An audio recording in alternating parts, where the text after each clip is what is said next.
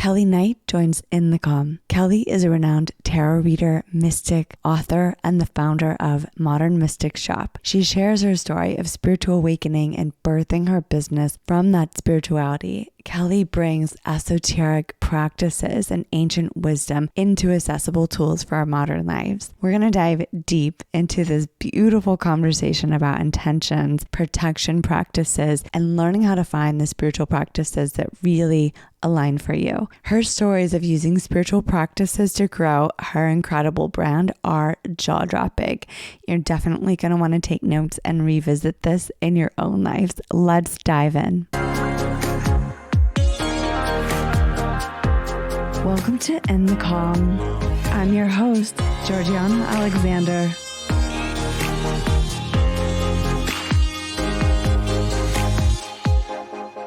Kelley, welcome. So excited to have you on the podcast. It's been ages since I've seen your face. We actually knew each other, it feels like lifetimes ago now in Atlanta. I think it was around 2010. So fun to connect and share all that's been happening in your life and in your businesses since that time. Thank you. Welcome. Yeah, that has been a very busy and impactful 12 years or 13 years, I guess, probably for both of us. Yeah. A lot of change. A lot of changes. Yeah. Great changes, hard changes, beautiful learnings, beautiful lessons.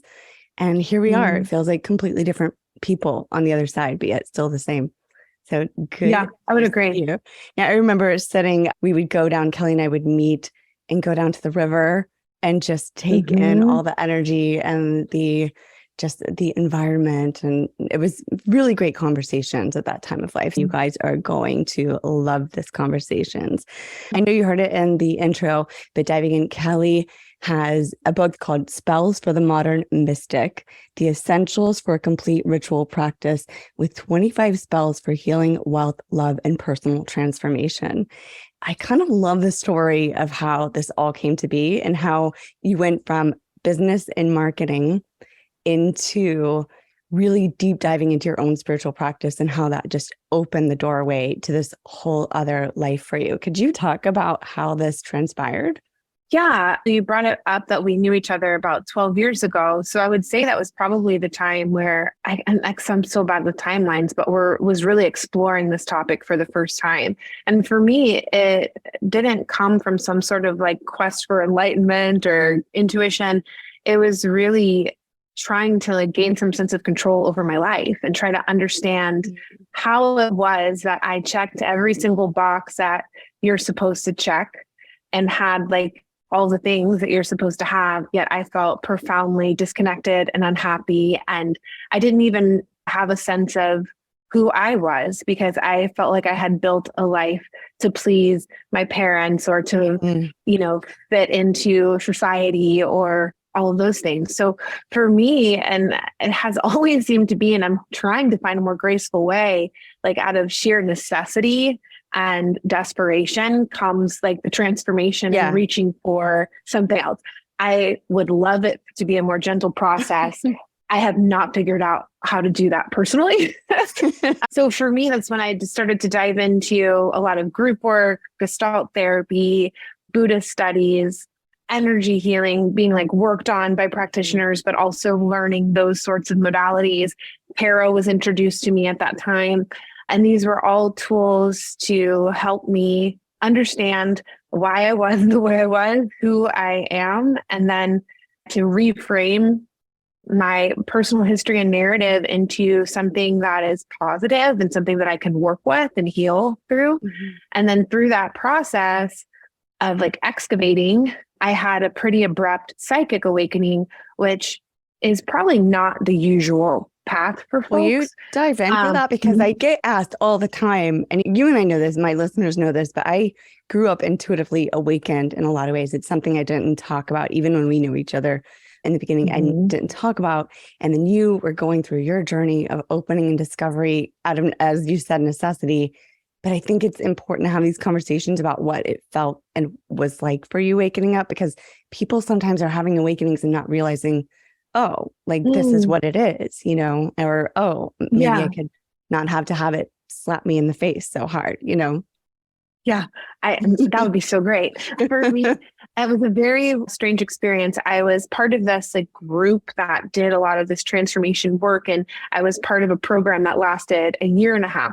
And as part of that program, every 3 months or so, we would go to the woods, like in these cabins and kind of into nature, and have these just this programming that would help us, excavate and heal and do all this stuff. And this particular weekend, it was pretty intense, and I don't remember how many hours, but definitely between 12 or 15 hours of meditation and group hypnosis. Wow. It was like this exercise we were doing that was facilitated by this woman, and each person had an opportunity. So there was 26 members of the group, and that's why it took so long. Each person was like the focus of the hypnosis or the healing. And when I went to sit down, I had this cyst on my wrist that was kind of like the size of a gumball. And I had been talking about getting it surgically removed. It was painful, and, I couldn't do yoga, blah, blah, blah. So I sat down and did that meditation, that group work. And when I stood up, I ran my hand over my wrist, and the cyst was completely vanished. And so I had a physical healing, which was very curious to me. And it's never come back since. That's incredible. So that was the first thing that happened. Yeah. I've never had a healing since like that, where it was just like, gone. And then throughout the course of the afternoon, we'd have like various breaks. I sat back down, but I wasn't the person that was in the seat, in the position, but I started seeing and sensing like it was somebody came and was opening my skull. And then I heard noises, like you would hear it like a mechanic, like someone working under the hood of a car. It was like, zip, zip, zip, zip, zip. And I thought that I was having some sort of just like hallucination or imagination. It was like, all right, I'm just, kind of drifting out there. And then it felt like it got closed up. And I didn't really think anything of it other than that was an interesting kind of dream or something. Yeah. And then when I went back home, that's when I started like hearing and seeing and sensing energies, entities, whatever, beyond my previous level of perception. And for me, it happened the first time it was really strong. I was actually standing in the shower, and I heard a voice, and that was the first time I had a clairaudient experience, say, speak. And I started to speak, and the voice and the words did not sound like me. And I learned that that was like a trance channeling situation. I'm getting chills. Yeah, exactly. Which I didn't even know was a thing. And so that was kind of the beginning, where it was just kind of inundated and overwhelmed with the access. Because sensory it's sort of like so different. It's like you're trying to live as like, I'm quote unquote human, but then all this other sensory is coming back to you as well. And then it was so loud. And I didn't quite understand it. Yeah. I didn't quite understand it. And when you went into that healing, did you set an intention of awakening? Were you wanting to? No. No. I mean, like that was never my goal. Like I just wanted alignment and peace. I still do. I want alignment and peace, and that feeling of trusting myself. It never was some sort of goal to have psychic abilities or mediumship abilities or anything like that. It sort of happened. And with my business and my line of work, a lot of people have that as a goal, right? Like I want to, to have these capabilities. But for me, it was just like a light switch turned on. And then there was the whole process of learning how to regulate it.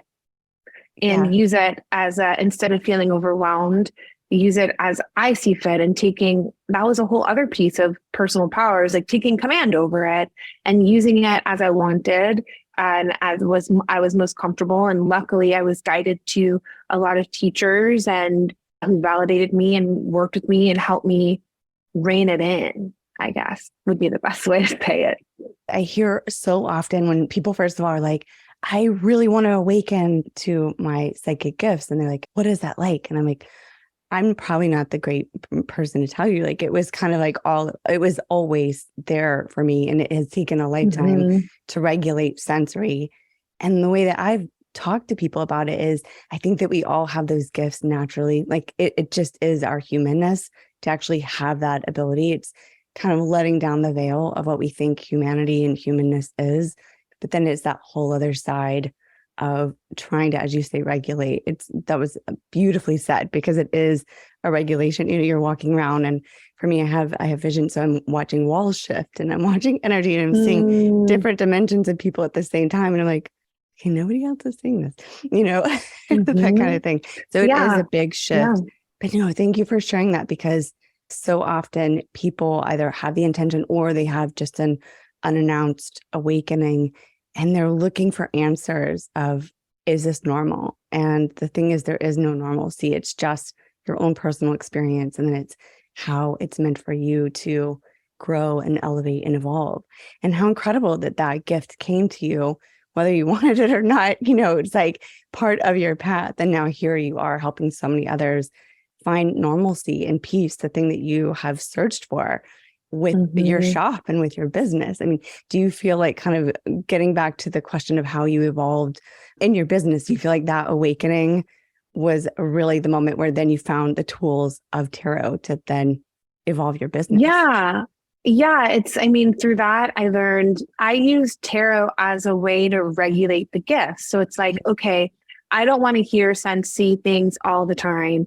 But if I have this system of magic, this container in which to use the gifts, I feel comfortable with that, right? And so to me, tarot became the safe space to explore that, and sort of the deal I made with the universe, with my higher self, with however you want to say it, is like, these are the channels in which I'm comfortable accessing these gifts. I get to decide when they're like really on and when they're off. Same thing with mediumship. It's like, I don't offer it as a service. Like, that's not something I'm interested in. And like, strangers can't come. I treat it like I would treat my apartment, right? Like, I wouldn't let a stranger come in off the street and like hang out with me. They have to be invited or brought in through a friend or something like that. So I forgot your original question, but I did use tarot. I just want to kind of touch on something that you said that was so powerful, because so many people that are awakening and in this place of tapping in, they just feel like they don't have that empowerment. And so you just nailed it on the head. It really is about naming and taking empowerment of your own space, of your own boundaries, and setting those boundaries of what you will and won't allow, so that you're not just inundated with, all of these beings or ghosts or relatives or other people's information that you really don't want. It's funny, because I feel like there's some people that are kind of nosy, gossipy bodies that want to know everybody's business. And you're not that way, and I'm not that way. And then we are the ones that get all the information. Or I don't need this, like, sure. No, I'm not. I'm not interested in that vision you just sent me of whatever just happened previously as they walked past. I don't want to know that. But naming your boundaries, I think it really brings it back to that empowerment, and then finding the tools that are right for you to be able to step into what works best for you. So the original question was that, kind of without realizing it, this awakening set you on your path. Potentially, question is, do you feel like that awakening actually led you to the business that you have now? So it's like, path for sure, that you wouldn't have maybe for sure gone into. 100%. And it started with tarot reading for other people, and then just getting that nudge, like, it would be cool if there was a place I could send my clients to that felt more modern and bright and approachable. And so then I set up like a little studio where I was doing readings, because I was reading in my home, and I didn't really enjoy that anymore. It got beyond just like friends and referrals, where it's like strangers. It's like, okay, let's get a space outside of the home. I had a little shelf and would sell some crystals here and there, and which led to the bigger brick and mortar opportunities that I've had over the past 6 years. So it was never a plan. And even launching the business, I set up at first in a flea market, and I thought, okay, I'll do readings during the week and I'll sell some crystals on the weekend. It was like this tiny little shoebox. And I was just supposed to be enough for me to have a lifestyle business where it's like, if I can make whatever X number of dollars a year doing this, I'll be a happy camper. And it took on a life of its own and very quickly grew, especially the first few years, just a crazy amount, and to where I'm running a huge business. So none of it was planned, but it all felt aligned. And there were these signs and like yeses for me along the way that made it possible. And I love the story that you tell about how the money for the business came and how at different moments, how just like you've had these moments. Can you share like some of these stories? Yeah, there's two, which is like so interesting. I've learned also, at first I used to call this stuff crazy, and I was like, that's not right. So I have to switch the language to, that's so interesting how this like happened. So at first you do feel a little crazy. Yeah. So for me, the business, like opening the shop, Modern Mystic Shop business, I was in a period of depression. And I haven't had many periods of depression in my life, but it was months and months of really being unable to work. I would cancel my readings. I couldn't like power up even to be in service to other people. I was going to therapy, and my husband at the time had to physically carry me in there, like to get me in there. It was a really dark period. Yeah. And I remember also have this vision because I was trying to use tarot to help me. And it's amazing how depression distorts intuition in a way, because I just remember sitting in my bedroom with like tarot, like almost every card was like face up, and I'm just like in the middle of it. And I just like couldn't even help myself in that way. It really takes you to a completely different reality almost. Yeah, it was bizarre. And so at the time he said, here's this road opener ritual that I think would really help you. And if you can do it, which wasn't sure, like if I could ramp up, like if you can do it, I have a feeling that this would help you. And I did it on a full moon.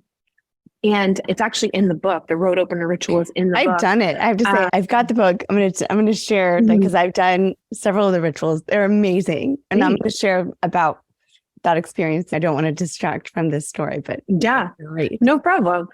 And I did that ritual like my life depended on it, with, I mean, my full energy. And I was doing it and I was like, I wonder if this is working. So of course I like had my tarot deck and I was like, please show me the outcome of the ritual. And I pulled the star card. And for me, that's like my heck yes card. It's okay. This is explicit. We say what comes out here. Yeah. It's like my fuck yes card. And I was like, oh man, like this is really working. And so I did it, and it took me a couple of hours, because sometimes the ritual can take a little bit of time, but this one, it was like something like 2.5 hours, just doing it. And then within a very short amount of time, like a week, I think, one of my clients offered me the seed money to start the business. And then within a few more weeks, I had the location and we were open. And it was what I learned from that experience. And I remembered when I've had depressive episodes since, is that when I personally get depressed, it's because my container is too small and I need expansion. And there's something that's resisting the expansion.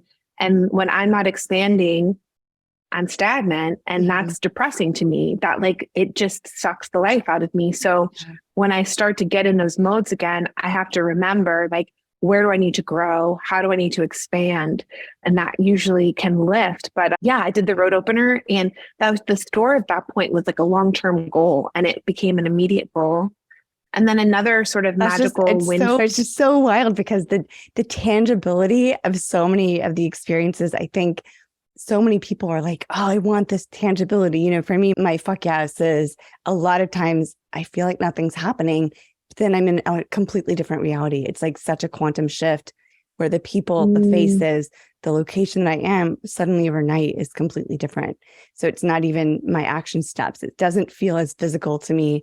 I just sort of open my eyes differently, and I'm like, oh, wow, I'm in a different place, actually. It's so cool to hear these tangible experiences, because I think that this is the thing that people find hard to believe that's possible. And that's the power of really setting intention and using container spaces, especially if you're trying to find your way, which that's what I love so much about the work that you share in this book and in your space. So you had another story. I didn't want to interrupt because it's so good. So like, to me, the key to magic and manifestation is, and we put it in the book, it's like one of the core keys that you need is insane belief. And it's like to approach it with the belief, the unwavering belief.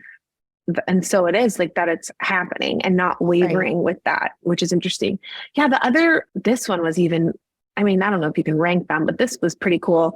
And so I maintain an ancestor altar, and that's also in the book, like how to set up an ancestral altar and open the gates. And I had the opportunity to feature our business, some of our products on Good Morning America. Amazing. But in order to, which is cool, but in order to do that, we needed to have all of the product ready to ship. and ready to go before it was sold, right? So it was going to cost me something like $75,000 of inventory. And I didn't have, it was around Christmas time, and that was all of the money that was tied up in our Christmas inventory. And so I was like, okay, I need to figure this out. And I went all the traditional ways. Banks were like, what? Personal loans. I asked this like very wealthy person that I knew, and he was like, I'm just imagining you walking into the bank like, look, I need to have these crystals ready to go, especially in that time period. Crystal water bottles. Yeah, it was crystal water bottles. And I was like, and I didn't have the purchase order, right? Like I couldn't say I knew that they would all sell through, but it's different than if someone's saying, hey, I need to buy all these. Then sometimes you can get the financing. So I had the Good Morning America date in my calendar, and I was looking at it, and I saw above it, I was like, I call him Grandpa Meatball. I said, Grandpa Meatball's birthday. So the day we were supposed to be on Good Morning America was my grandfather's birthday. And I was coming down to the last 48 hours where if I didn't secure the money, I couldn't make it happen. So I went over to my altar, and and Grandpa Meatball is like my primary ancestor that I communicate with. And I just said, Grandpa Meatball, if I am meant to be in Good Morning America on your birthday, you got to make this happen. Like I have done everything I could.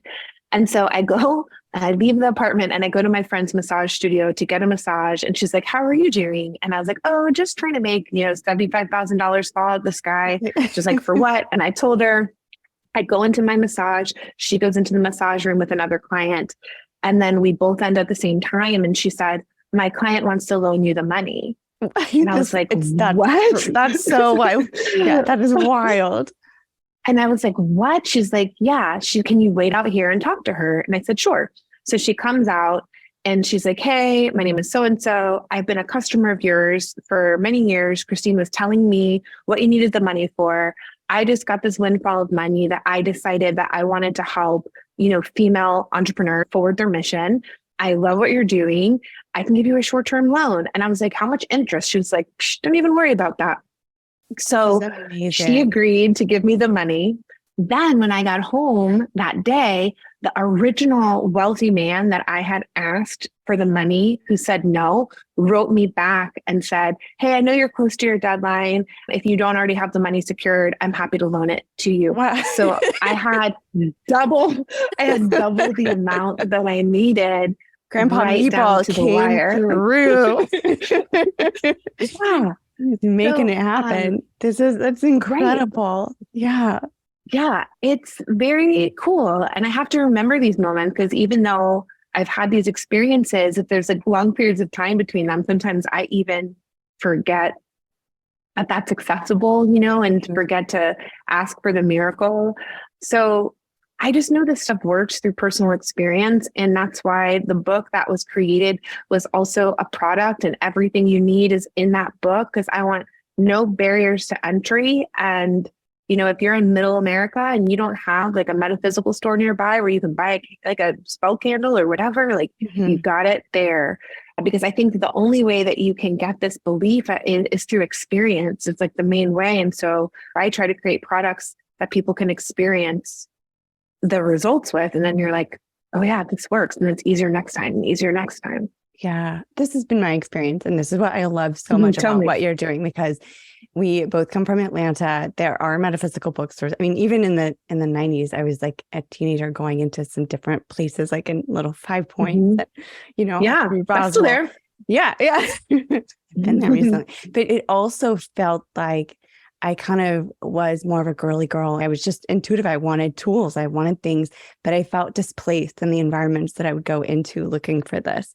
And I also felt that there were some spiritual friends around me at the time. I mean, this was really young. I was in middle school and high school, and I was looking, and I ended up attracting friends that had this interest in, in the earth, the earth's support and the magic that's all around us every day. And, and connecting. And I was always fascinated with culture and with religion and with like Druid ancestry and Native American ancestry, and understanding these rituals and practices and ceremonies that they would do. But in the friendships that I held, the ceremony felt very dense, and I'm not a very dense person. I'm more of a high frequency. I like to bop around. I really connect to the stars. and I have a lot of, starseed alien visitations, so that's where my energy comes in. And so these other places I wanted to explore, but it felt so dense, it would almost make me feel sick. And so it felt not right. Yeah. And so I kind of took it as they would say, oh, you're just not intuitive. And I'm like, oh, I guess I'm not intuitive. Meanwhile, I can see people's body scans, and I'm having conversations with ancestors and relatives. As a futurist, I was getting downloads about things that were happening. So like, clearly we have these blocks sometimes of what intuition and ceremony and rituals look like. We really block ourselves from honoring what's in our nature to experience, because sometimes the energy environment doesn't align. And I feel like with what you've created, it's so blank space, if that makes sense. Like, and I say that in the highest compliment, it's neutral for anyone showing up for it. Like, there's a place and an energy for any person that walks into that store. Whereas the other places that I've been into, if I wasn't showing up in kind of a very dense persona, I felt very displaced in. And so there was a place for me to come in and kind of find my own experience when I went into your shop or in looking at your book. And I was like, wow, this is really fun. I forgot how much I love rituals. This actually makes it great.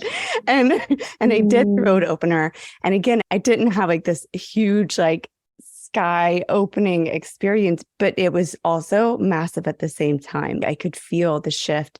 I was feeling kind of locked up in a reality that I was living in, that I was working through, where I don't know if you're into human design, but I'm a projector and I have a ton of open space as well. What are you into human design? What's yours? Yeah, I'm not an expert, but I'm a generator. You're a generator. That makes so much sense. Okay. I love generators. I always get along so well with my generators. My mom's a generator, and we just I feel like it's frickin' frack energy. Like, I'm here to kind of help expand. And she's always got this great energy in motion. Right. So with that, I tend to take in a lot of things, and with other ancestral programming, lineage programming, family programming, abuse programming, traumas, all of those things, it's like we take on identity of even reality that isn't ours, and that blocks us and locks us up. So for me, the Road Opener actually helped me find some wiggle space and freedom from letting go of a lot of these identities and realities that I knew weren't mine, but I was like, oh, I feel stuck in this environment. And it kind of like shift it and move.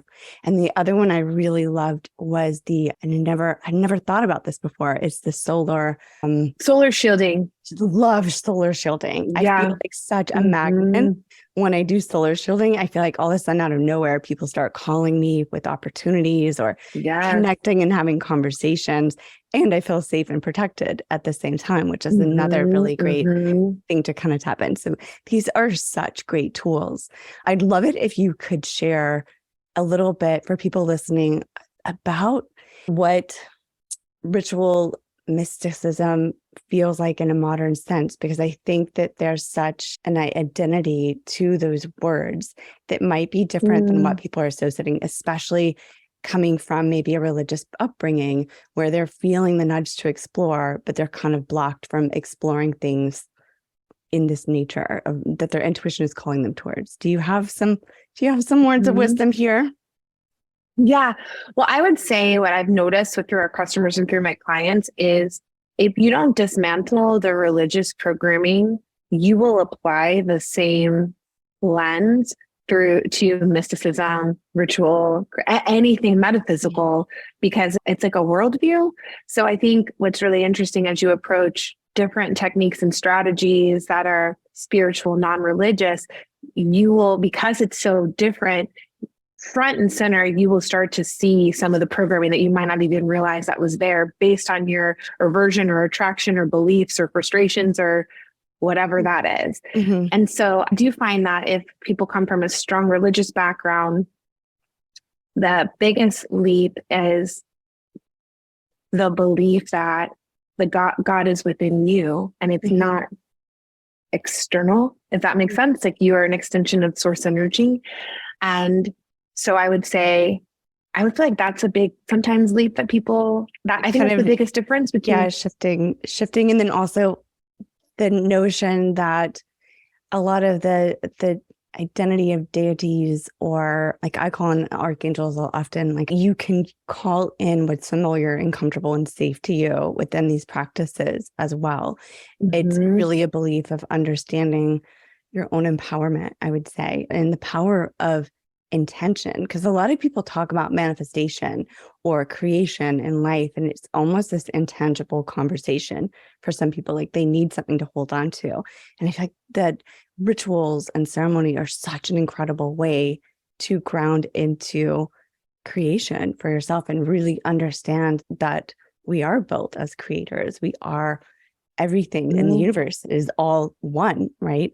So we do have that power. So that makes total sense that that's what you see is kind of a dismantling of that and leaning into the trust of what you're being called for. Because I think that people out searching as you were searching, and I was searching for answers as well too. I was searching because a lot of the story didn't line up to what I was seeing growing up, to what I knew to be true. I would even sit in church. I'm like, I like the God part, but like a lot of this other stuff, like I'm like this, there feels like there's more to the story here than what we're being told, you know, and it's about really stepping into owning what's right for you. Yeah. I think modern mysticism to me is like understanding that there are lots of different paths and lots of different tools, and how you can apply them in a way, a modern way to me means like we're householders, like we're people that are doing things in the world where most of us are not monks in a cave someplace, right? Or, I mean, most of us are not. And there are some people that are doing that.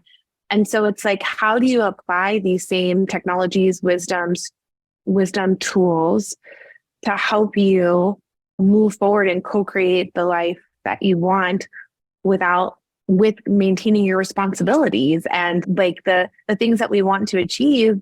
You have to be present. You know what I mean? You have to be there. You got to get your hands dirty. And for whatever reason, we've signed up to be in this tangible space. So I think that's what modern mysticism is for me. It's like, how do we use those tools today? We don't have to rid ourselves of the ancient ways, but we can use them to upgrade ourselves today. That might be a different application than it was before. And that also leads me to kind of the question you were talking about, art, like the journey and like being like a not lower, but you were seeing like a denser energy at some places and a high energy. And so I do relate to you being like more star, like upper chakras, like I've done like plant medicine before, and that didn't really mesh with me, like that earthiness of plant medicine for me. Like, what was your plant medicine? Was it ayahuasca? Ayahuasca. It was ayahuasca. Yeah. I tried mushrooms and I'm like, oh, I feel like this is exactly like how my normal day looks like. You know, it's like, but the earthiness, so I did better. I was actually really upset about being so grounded. And at one point I went to the bathroom, like, I'm I'm ready to be in the sky again. You know, I was like, oh, this is too grounded. But then I appreciated it. But so that's funny that you said that. Yeah, that was like challenging for me. But I will say, like, part of my journey, I think when I first started having this like spiritual awakening, I was like way up here, and I was using any opportunity to almost use the intuition and the spiritual contact to escape reality. Yeah. And now I feel like I have become more balanced. And I think that's my personal evolution of holding both spaces, like the acknowledgement of like the astral and the unseen and the intuition, but also like I live in New York City. There's like so much tangible, great things to experience. And like I create like tangible products that give people like a transcendental experience, but there's still like, you know, you can hold it in your hand. And so for me, that balance is where it actually felt integrated. Like I felt like an integrated person instead of like, I have these gifts and then I live my life. I feel like modern mysticism is like the integration of the spiritual practice as you like walk around through life. Oh, I had like a really deep chills with that when you were saying that. And I resonate so strongly with this because I definitely know that even though living in the astral and out of body, it's like that was the experience I needed. But it's at the same time, I was not present in the it was deeply present and then completely detached at the same time. And it was really hard to live in that balanced place. And then for a long time, I really struggled with this notion of what being grounded felt like. And then it was actually after the plant medicine experience, I was like, oh, I actually am a very grounded person, but I'm trying to force myself into an anchoring of like what a deeply rooted person lives like, and it's not who I am. And so freeing that experience of being grounded in my way that's right for me, and really incorporating the balance of intuition, but also realizing I'm human in this life to experience relationships and adventures. And as you said, the tangible, beautiful experiences that we get to live. And that's the important thing, is like, most of us aren't inclined to go and live on the mountain as monks. Some of them, I was actually engaged to someone who's like, I just want to be a monk. I'm like, you got to do that. You got to go live your, live your passion. And so, and he did. He was really happy about it. But so it's funny. Pretty funny. We have to find a way to find our own balance and what's right. And I think that in talking about intuition, the conversations that people have, I get the sense that so many people, before that they fully tap into their own empowerment, they have this idea of what intuition looks like, kind of like how I had an idea of what being grounded looks like.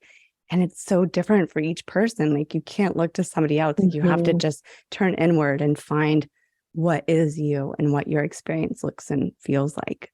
Agreed. You cannot compare, and it's different for everyone. And then I also, you may or may not agree with this, I do believe that everyone has intuitive abilities. I feel like it's like part of the 1,000,000% software that we came here with. Yes. 1,000,000.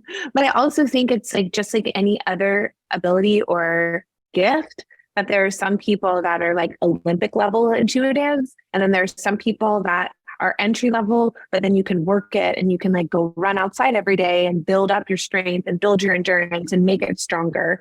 But like, you might not be coming, getting a gold medal in the Olympics. You know what I mean? So I feel like I like this analogy. I think it's also similar to other talents, Yeah, I think so. And then also it's, what did you come in needing to do? Like, do you really need to be an Olympic level intuitive, right? That's not going to serve everybody.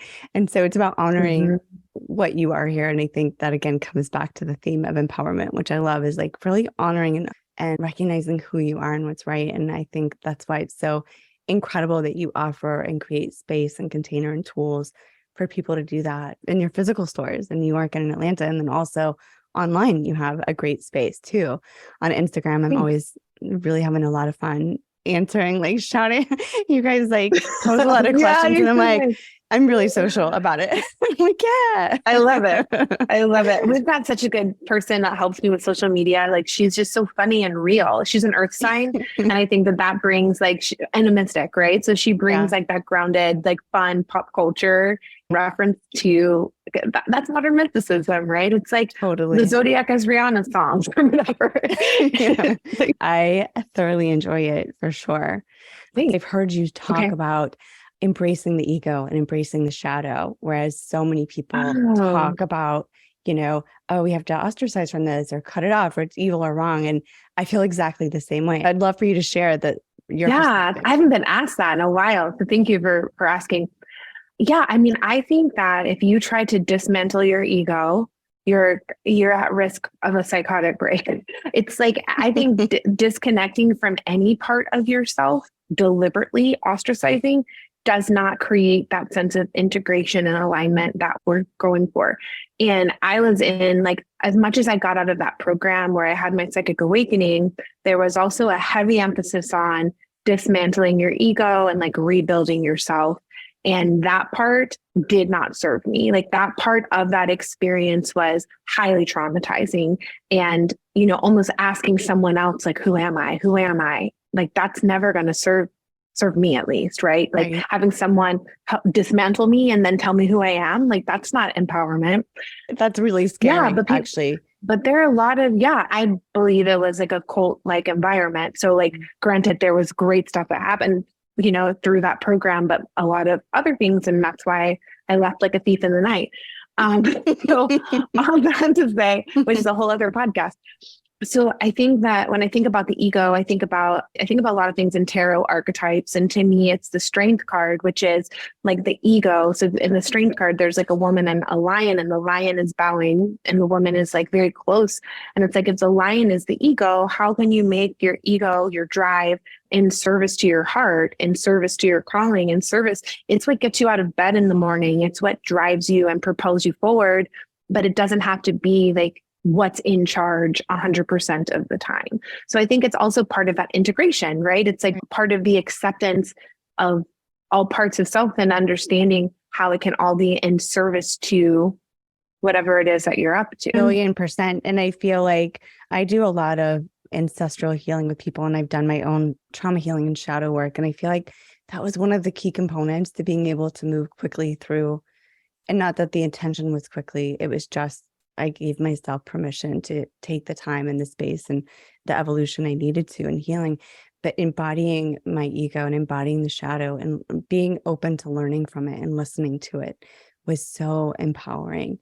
And to speak to what you said, yeah, it was because I think that when we have our triggers and we have our ego moments, it's like we're in our shadow moments. Those are the gifts that are teaching us where, we're hurting, where we need to love ourselves, where we need to look to be able to find, like, if this is different and in opposition of what I'm really wanting from my heart and my soul space, why? Asking the questions, why is it different? And doing the work to understand, is it a conditioning? Is it a lineage piece? Is it a trauma piece? And really understanding that those pieces of ourselves are coming up and helping us to elevate and to expand more deeply. And so that was why when I heard you say and talk about that, I'm like, yes, I'm so excited to hear someone so passionate about the ego and shadow, because especially in the spiritual space, especially for a period of time, it was such a loud conversation of Totally cut off your ego.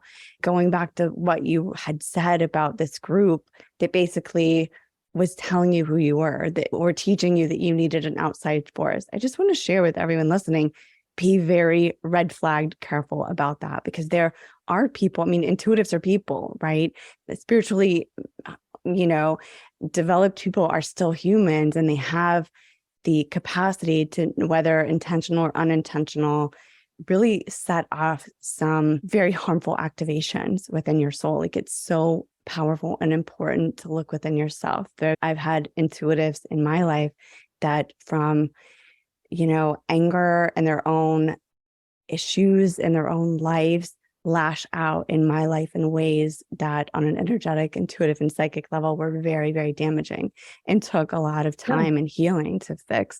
And so I think it's important to always come back to the self more than anything else. And totally. It's spiritual abuse. It really is spiritual abuse. And it's very common, especially with people that are trying to seek answers outside of yourself. And that's not to say like, it's good. I get readings sometimes, through verified people, because I'm so stuck in whatever it is that I can't gain clarity. Or I have had teachers in my life that have been positive too. Yeah. But I will say the best thing that has happened from that spiritual abuse is my sense of discernment, because I was going through the psychic awakening while I was in that space. And I would share with my facilitators like, oh my gosh, I can hear things. I can see things, da, da, da, da, da.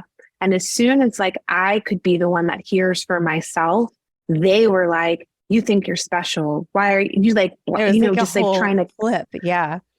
Yeah. And I was like, well, I thought this is what we were up to, being able to connect with our intuition. They would call it the listening, like have the listening. It's like, I can hear. Yay, it worked. Like, you should be very proud of yourself. Like, And then I started getting made fun of and pointed out. And because in like cult-like environment, there's only one person that it can hear or is the word. It's just like sort of like a religion, it's like there's this person or nothing. So it did. I got a lot of good things out of it, but it helped my discernment. And I think the same thing happened too. Like when I had my psychic awakening, I did not just only encounter light and love and positive beings. Like I especially had some extraterrestrial experiences that were not something that I would like to have again. Mm-hmm. And so also, though, that keeps firming up your discernment. And I would say, like, if anyone that's a spiritual seeker, the number one thing that you should develop is a sense of discernment. And when I even do readings for people, I say, you know, never forfeit, like what I'm saying, for your own intuition. Like this is just like one viewpoint, one opinion. And I would say, like, if you're with any spiritual teachers also that are trying to take credit for your evolution and your work, like, and like you owe them something, like that's also a red flag.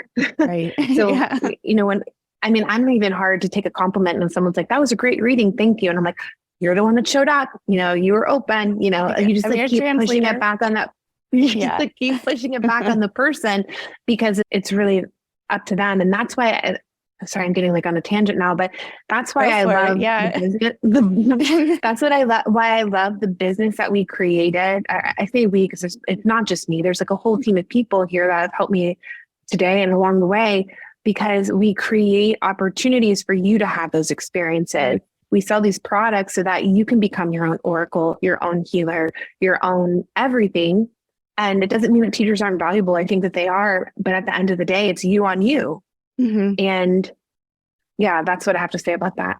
I really love that. And I can't echo that sentiment enough, because I think that coming back to self and learning, as you say, the discernment, for me, I always say your own empowerment is so important, because you have to show up and be your own advocate in every area of life. And the second you start giving your power away, it's almost like an attractor to people that will want to take advantage of that, especially when you're in vulnerable space.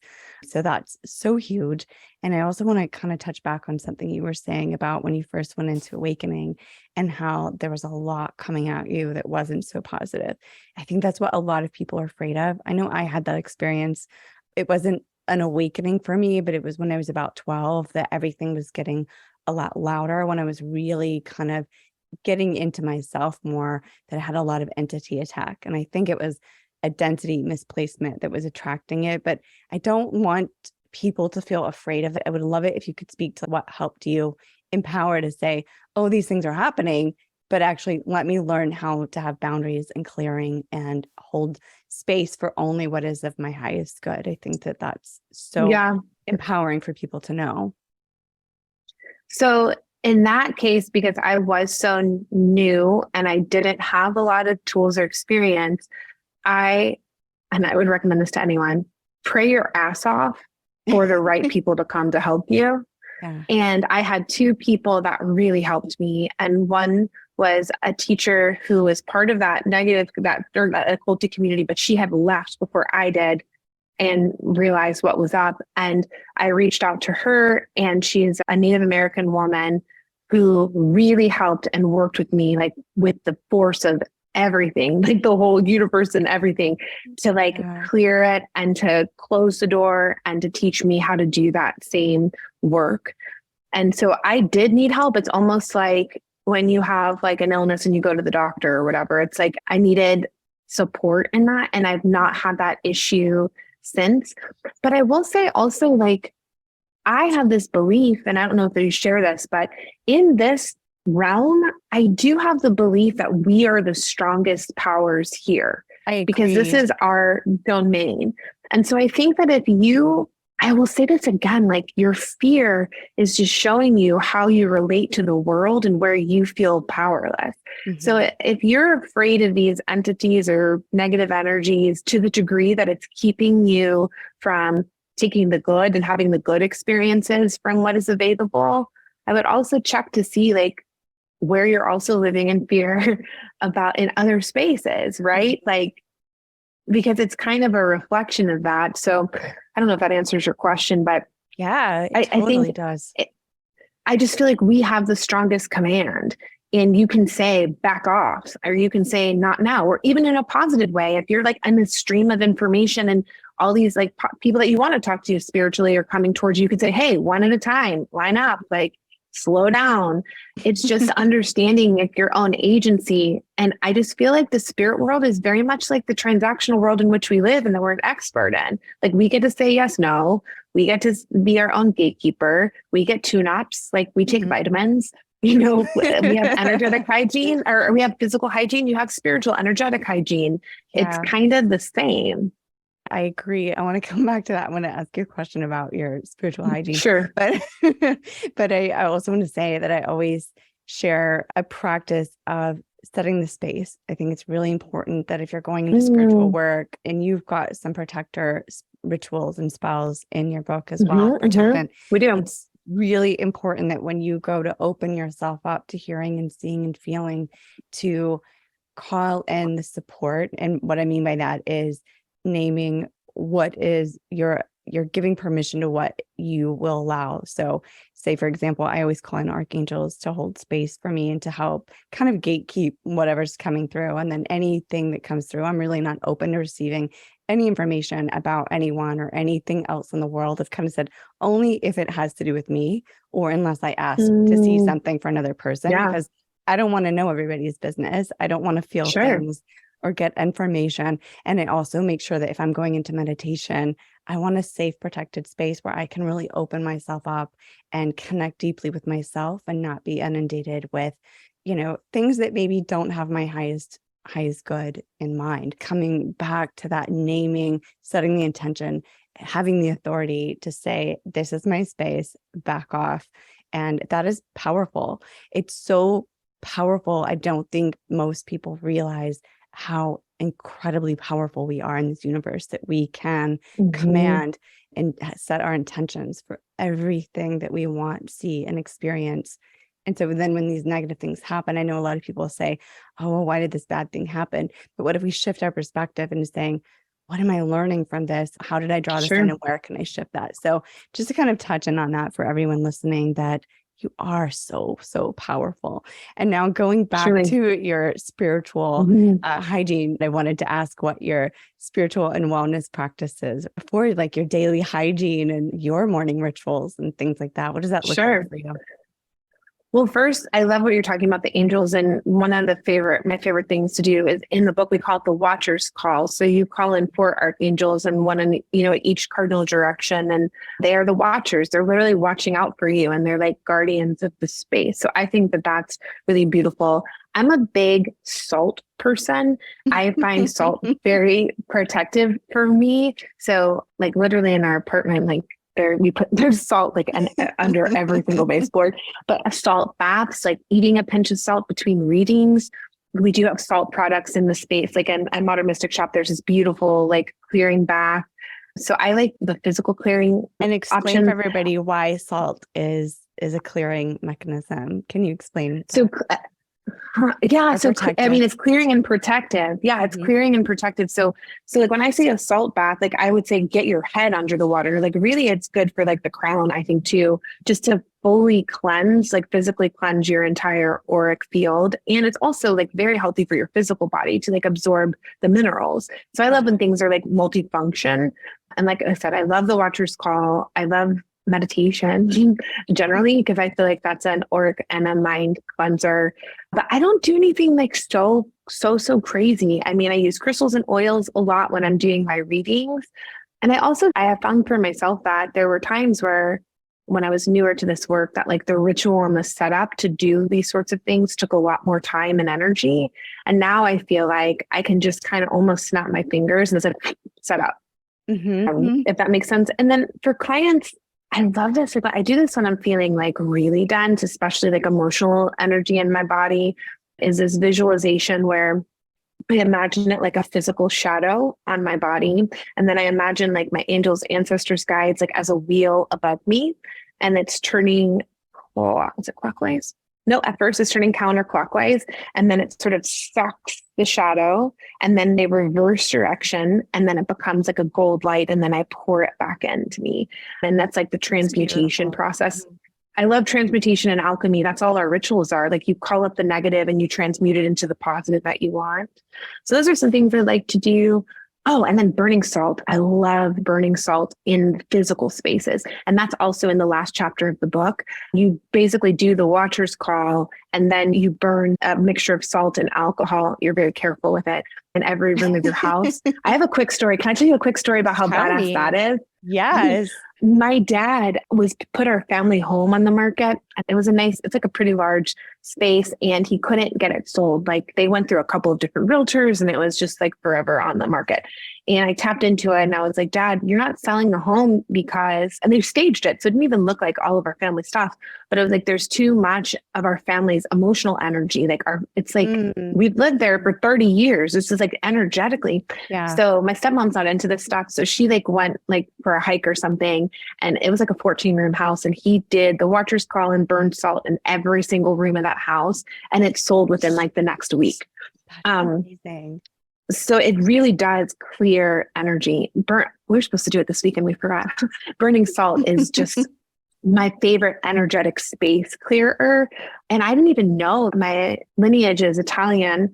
And I didn't really go into like Italian witchcraft too much. But when I started to, salts are like a big part of that tradition. Yeah. And I was like, that's why I'm drawn to this. Like, this is part of like what my people were up to. Yeah. And it's so cool because I had heard through an Italian friend about keeping the salt in different places as a protector, but I hadn't heard about the burning the salt thing. And then also I love that you brought in about the emotional ties and connections to things, because we do cord and attach to things. And I think that these rituals help give you a physical, tangible object and practice to be able to detach. Our attachments are, I think, what keep us locked and blocked and trapped into different mindsets or relationships.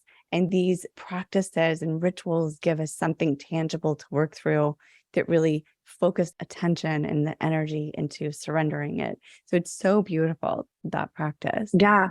You reminded me of something else. I don't do this as much as now, but it served me for a time. I tell people about it. At the end of every day, it's very easy just to envision you giving back other people their energy, because you take it too. You know what I mean? Yeah. It's like, Oh yeah. So like at the end of, I know that for sure. Anybody listening. Yeah, we do. So it's like you can envision, and I like to envision it as like these little glittery, like stardust or whatever. So you can envision just sending back energy to wherever it came from. And then I call back in my energy in the same way. And then it just sort of like in my mind's eye, it just like kind of goes like in different places of my aura or my body, like wherever it's needed, and kind of resettles.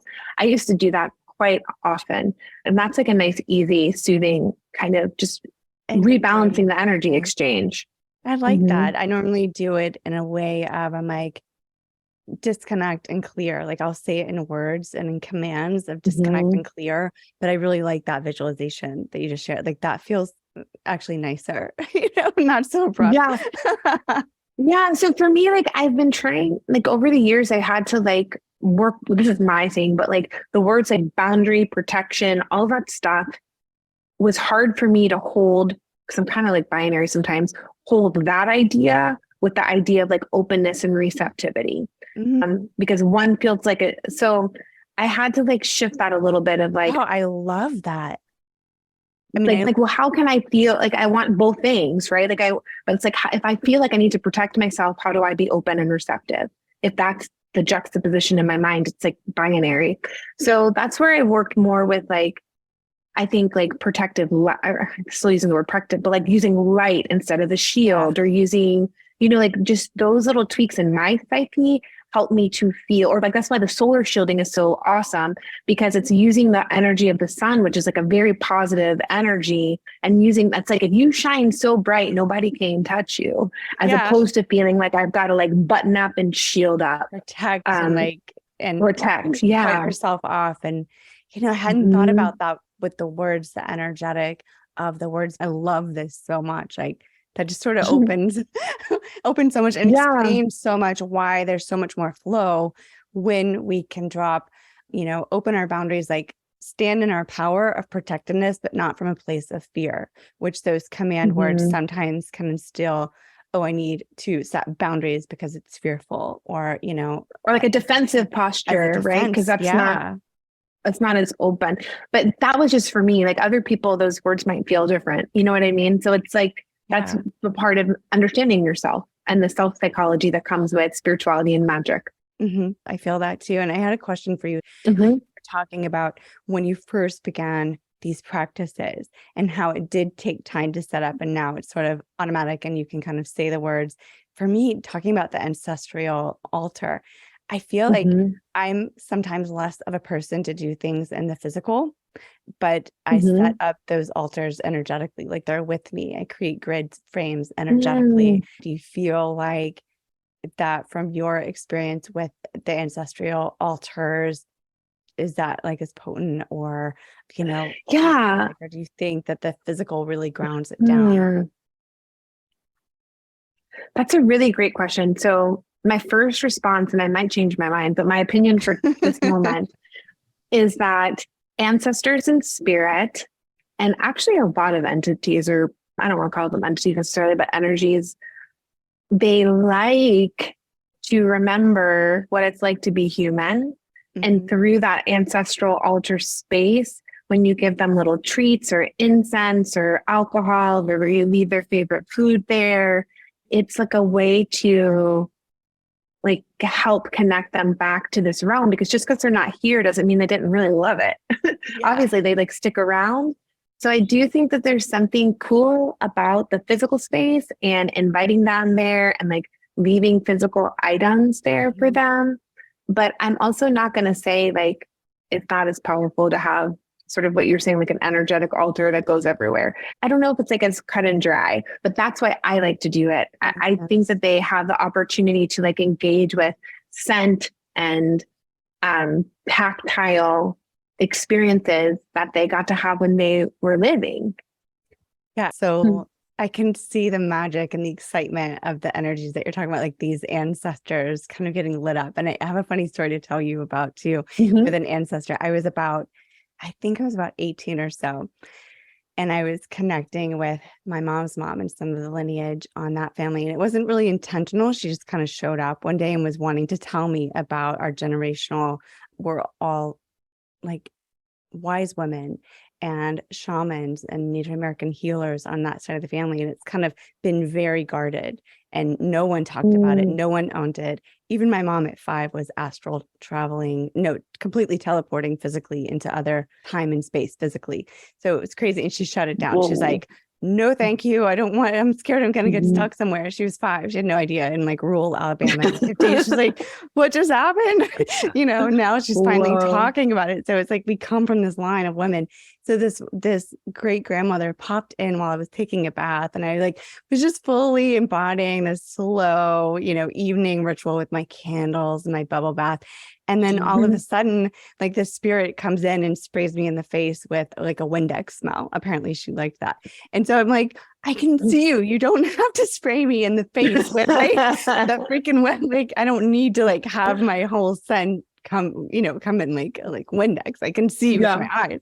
She just wanted to get your attention, that kind of thing. So we had some really fun conversations about that ancestry, but it was kind of funny how they come in different ways. And she got such a kick out of spraying me in the face with like that scent of Windex, which was something, that cleaner smell was something she really liked. So I can completely understand what you're saying about the tactile tangibility of the ancestral altar. So that's so cool. Yeah. That's so You remind me of something else when you were talking about like being scared. So we talked about like having fearful experiences, but then also you got like sprayed with the Windex. So like imagine if you didn't have an understanding of what that was, and you were like a person that was like new to a psychic awakening and they felt like they got sprayed in the face with Windex. That would be scary. Right. But like it wasn't a malicious intention. It was, and so I've had something similar where I was in my home, and this was a few years ago, and I heard a roar that was so scary to me that I jumped out of bed and ran outside. Like I thought there was something like in my house. I was so scared. And my dogs didn't respond to it. So I was like, well, there must not be an animal. But I looked through every closet. I was like, there's got to be something here. And it turned out, like after I tuned in or whatever, it was like a deity, let's call it, that wanted to work with me, that was just trying to get my attention, but it scared the shit out of me in the moment. So I would say, like, to go back to the question, to loop back about like, is it scary, this or that? there are going to probably be like miscommunications. And just because you feel scared, like shocked or whatever, doesn't necessarily mean that it's harmful. It could just be like a mixed communication about how they want to communicate and how you're receiving the message that is scary, but it's really more like unfamiliar. So luckily you had a contacts and you could put this together. So sometimes, you know, like I used to have, my grandpa used to knock this picture off the wall all the time. Like that could be scary to somebody. It's like, why does this? It was because he looked old and goofy, and I replaced the picture of him like in his military uniform in the same spot in the same frame, and it never fell off the wall again. So once you get more experience, some of these oddities seem less scary. So I would check in like with this fear piece, like the discernment again of like, am I unsafe, or is this just unfamiliar? And someone's trying to get my attention. That is so incredible to touch in on, because especially like for me, I have vision. And so I can see as clearly as I can see a human standing. That's helpful. But I've worked with people in past who don't have that. And then it really comes down to, I think, you know, just like if a person runs up to you, you can feel their intention, right? Are they excited to see you? Are they being a prankster? Or are they running up to you to harm you and try to kill you? You know, it's like something like that. Like you have to, it's the same, I think, sensory within the spirit world is really naming the intention. You know, are they just a creepy, you know, spirit that's standing in a corner because they're curious about watching you or trying to see like, oh, can you sense me? Versus something that's really harming you. And it does come back to that intention. I love that you said that, really understanding your own discernment of what that's like. And not everybody's gift is going to see things, you know, or sense things or hear things. It might just be in a much more subtle way. And I think going into that clear space to really play around with these new awakenings is such a beautiful time period too, because it gives you the chance to start to understand your own subtlety, your own energy, and to know that discernment between yourself and when you feel safe and good, and then recognizing the subtle shifts in your physiology when things are happening around you. I think that, again, knowing yourself is so empowering for those reasons as well. Yeah, for sure. You said that. And your grandpa didn't want his goofy photo. That's hilarious. Yeah. He did. It was a picture. I looked really good in the photo, and he was like making this funny face. And so I'm sure I picked it because I was like, I looked really cute at that wedding or whatever. Just like, I'm like, no. Okay, I got it. I got it. That social media friend, like you're that social media friend. Like, well, I look good at the photo. Yeah, I'm like, I didn't tag you. Yeah. So they have lots of different ways to communicate, and I just think the benefit of opening these abilities far outweighs any sort of fear or negative thing that would happen. The potential of something negative, I feel like, is so much smaller than the gifts that you got. And if you have the right frame of mind, you can move through those like tough spots, you know? 100%. You made me think of something that just while we're on the topic, because I do get asked, I wanted to share in this conversation that often people are like, how does it feel to awaken? I really want to awaken. And you were talking about that it was such a loud awakening for you. And several of my other friends have said, you know, they've had like very stark awakenings. And so even though this wasn't my experience, there were some very sharp other types of awakening in my life. But so kind of objectively looking into how to make it softer for people is lean in. I think the more that you can learn about who you are and lean into an openness and lean into the ideas of things, I think it doesn't have to be so jarring and so shocking, because you're already in flow with what your soul's calling you towards. And it's when you're fearful of that, when you're shut down or trying to block for the next chapter, that I think it gets so loud and intensive, or when we're in resistance of things, and when we can kind of find our flow and openness and non-attachment to the outcome is when I think, you know, to answer a question you and I were talking about earlier, is how to make it not so intense. And I think that's true for healing work too, when we can kind of surrender and be like, fuck it, I'm just going to dive into this and let it hurt, let it heal, let it feel good. It's like, then it actually becomes a lot less painful versus when we're in resistance. I think it's the same for spiritual awakening too. Yeah, I would probably agree with that. I would agree with that. And I think like, again, I'm going to bring it back to prayer because that's been so useful for me. It's just like pray through it. Like just like surrender. Like those are the times where I've had the miracles where I'm just surrendering and I'm like calling in my ancestors or angels or whoever it is that you connect to and just like ask for help, just like, I don't understand what's happening, but just like asking for help. But I still haven't had the smoothest ride with it. Like I have my biggest leaps through like me getting to a really low place. I don't know why. I mean, well, I'm very much a Scorpio, like through and through. I've got like 6 planets in Scorpio. So it just might be like how I do it. You just like it intense and painful and in your face. I'm like, I just gotta know it's happening. What's your rising? What are you? Sagittarius, which is why people think I'm friendlier than I am. And then what's your moon? Cancer. This makes so much sense. No wonder you're moving into Sagittarius. You're like, you're going to beat yourself down into submission with Scorpio to like move into that Sagittarius, like free spirited, just run wild and leap through all these shifts and transformation. I'm a Sagittarius moon. So that's why I'm like, it's fun. It's fun over here in Sagittarius. Yeah. I love the planet Jupiter, which is aligned with Sagittarius. And I have a few planets in Sag. So I like the expansion aspect of it. And I think that's like how I present myself because your rising is kind of how people perceive you, right? So it's like people see me as very expansive and like always moving and like, all that type of stuff. But there's long periods of time where I'm not actually moving forward. But then it seems like I have a big leap because it's like I'm like almost like pedaling on the recumbent bicycle or whatever. And then it's like, it like feels like a leap. That's interesting about the leaps. So when you would make these big leaps in your life and business, that from the outside revisiting feel like big leaps. Like I can see the energy of what you're doing. It's like you quantum leaped into a whole new reality, right? Like you called it in and then you leapt and you surrendered and it all came together for you.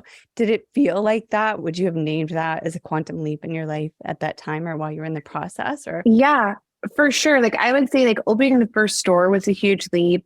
Then writing that book, I feel like that book was a huge leap for me. It was like Brandon and I, like all of our practices and all of the stuff that we've been teaching like in one place, and just to put my name on something like that out in the world where it's still kind of a mildly taboo subject felt like a leap of identity and just like vulnerability.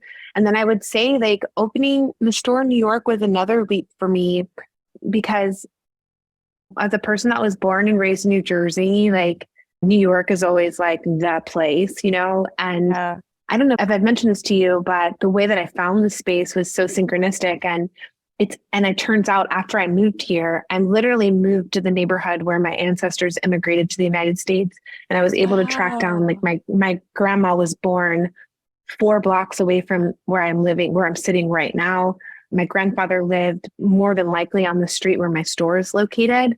And so I think the sales there have not been like skyrocketing like Atlanta, but me being placed here, and I think the store gave me the rationale to do it, is like doing some sort of ancestral work, like claiming a space, owning a business in this neighborhood that has been in my family since the early 1900s was also really cool. So I think that those are milestones that I could definitely say like seemed like big jumps.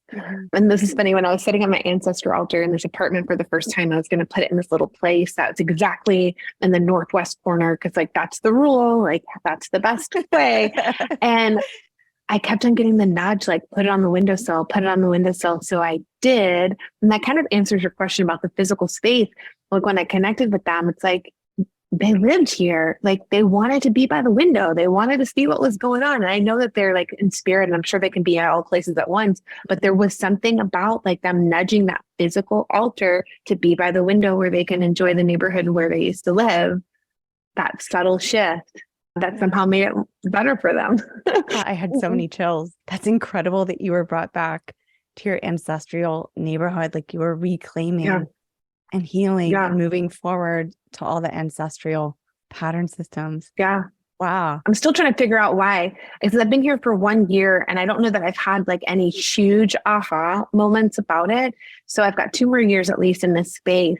my prayer is that I figure out like that purpose, like what am I here to do, even if it's just this period of time, like am I supposed to advance and evolve and help them evolve? Because I'm sure, well, I don't want to make any assumptions, but, and I'm going to preach this. If you're looking to build your intuition and work with like spirit in the spirit world, I think the easiest place and the first step is with your ancestors, because they're of your blood and they're invested in you and they want to help. And you're not going to be afraid of them for the most part, because usually the first couple that come through are people that you've known personally. So that doesn't seem as freaky, right?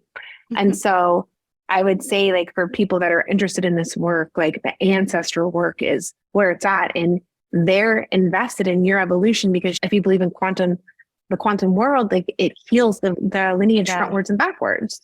Yeah. So yeah, if you're going to try to do one thing to get it, crack the code, like that's the access point. I think I really believe that. And visiting places of power or places of your ancestry, that's why I don't know why I think this, but I do. Like that physical part is really important. Like I went to Sicily because that's where, and Sicily and Rome last year, because that's where my ancestors are from. And I'm telling you, in Sicily, I was weeping at, like, for no apparent reason, but just like the resonance. And I think that the physical locations are also places of power, like where you can get in touch with your power and connection. Anyway, that's my opinion. I hadn't thought about that with the altar in a sync with the physical places of power. I've gotten that from, it's like almost an activation to your system. And I feel like for you, just to kind of go back for a second, you were asking the question about your ancestry there. I really feel like, if you're okay if I share, but I just saw this. Please tell me. It's like I'm watching you tell your story, and I'm like, oh, it's like they want to heal from the blocks that they encountered there. And so maybe the sales not being as incredible there as in Atlanta really also linked to, it's like that suppression that maybe your family felt there, or maybe it's like there was an expansion that they wanted, and you're there to kind of bust out that expansion and let them come from there. Oh, I'm getting really deep chills. Okay. Come from where they immigrated into, where maybe the personas that they held and the place and the status that they held. And then in coming to the US, there was such a different acceptance. It's like the rules were different at the same time, just societally, even during that time period of the late 1800s, early 1900s. And so breaking that out and really letting that freedom come through for all of you, it feels like that's where you see the openness, and maybe what you're there is to help heal that land and that lineage. But that's just what kind of popped in. Yeah. Thanks for the reading. I don't really get. You can send me a bill. You're just telling your story, and I'm like, oh wait, it's almost like a puzzle piece. I'm like, oh, maybe that's the answer. That sounds like true. Yeah, places of activation, and then with the ancestry, and to kind of touch in on the conversation of what you're talking about healing the ancestors. It's interesting that you say that, because growing up, I didn't really know any of my ancestors that had passed. But what was interesting is I've done so much healing work in different ages of my life in the quantum field.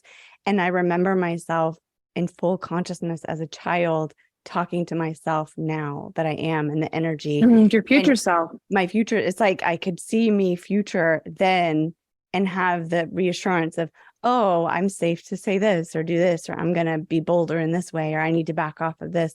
It's like I was giving myself healing and guidance through my young life. And I actually remember me in that life. It's like I am who I remember that I didn't know at that time, if that makes sense. It was timelines are that's a whole other podcast. Like that's so incredibly fascinating. Yeah. But it does heal seven, the 7 back, 7 forward generation. So it's incredible when you do that ancestral work.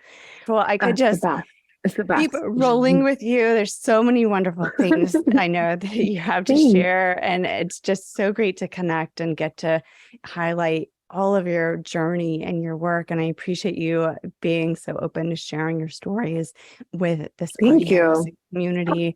So everybody wanting to get in touch, I'm going to list everything in the show notes of how to connect with you. But if you have anything else you want to share, your 2 locations and online.